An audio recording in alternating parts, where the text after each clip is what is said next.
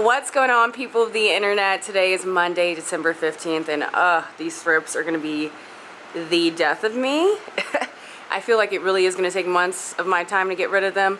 So I'm constantly spritzing, and I feel like once I get rid of some, more come. So I think I need to also get those yellow strips that I can hang to kill the adult thrips as well, just to stop the life cycle of it continually going. So I did notice that they do love hanging on my tomatoes, my tiny Tims, specifically on the bottom. Like I said, when I'm spraying the undersides, because as you can see, look at that.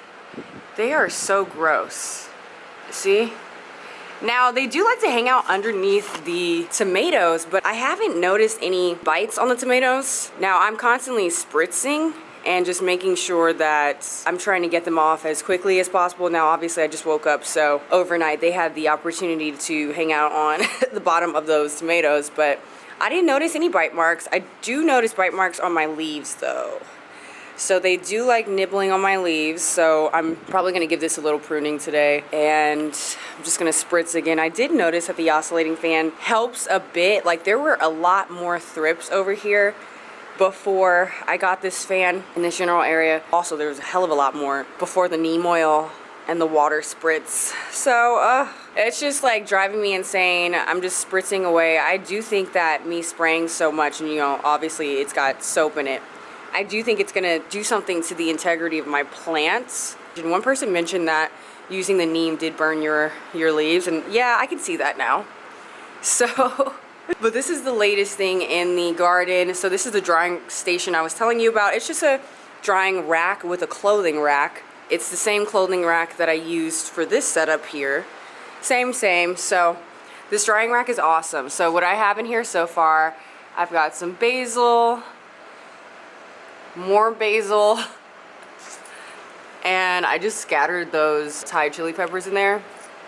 So I also want to get some purple basil in here, which that will happen soon, hopefully. These little freaks, these thrips, absolutely love this purple basil, so they've been chewing it, and look at that, take a look at that. So I'm spritzing the hell out of it, and it's right next to this Thai chili pepper plant, which they are just in love with. So what I'm thinking is, at some point I might have to eventually just get rid of these two pepper plants just to reduce the population of the thrips, because they are swarming these, and it's just so easy to hide with the smaller leaves too. So, and it's a lot more difficult to spritz and try to get like as much water in this plant.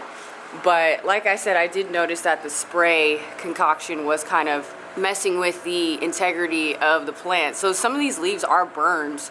So I'm pretty sure I am going to remove this plant. I'm going to try to harvest as many of these peppers as I possibly can, and then just grow something else. Because like I said, I just want to lessen the thrip population. I'm annoyed by them.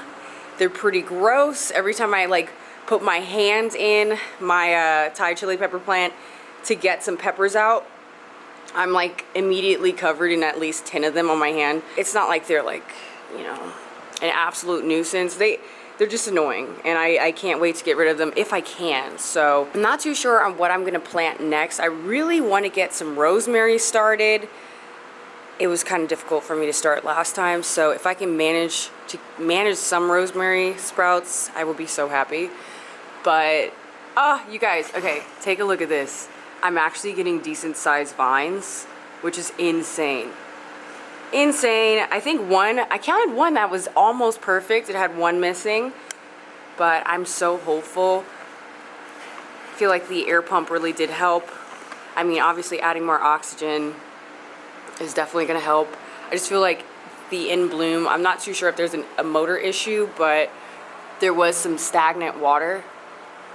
So that's why I decided to add that air pump. But yeah, I mean, everything other than the annoying thrips, everything's fine. This is doing well. I'm gonna have some clusters in there as well, but those thrips are driving me insane. So this might be the end of the Thai chili pepper plants. I might just grow something else in their place. But I do want to harvest as much of the peppers as I possibly can before I throw the plant away, because my goal is to make some hot sauce. That's the whole point. And so Hopefully I can get enough before I get too annoyed by the thrips. Take a look at the Royal Burgundy Bush bean plant, you guys. This bean, it's itty bitty, it's tiny, but it's trying. It's doing its best. I hope that it gets a little larger than this. I do have a couple more flowers in here, but I do think I'm gonna have to eventually transfer this to a 5-gallon bucket if I do want to get the kind of growth that I want. So I do think these beans are going to be quite small just because this unit is small. It doesn't really hold that much water.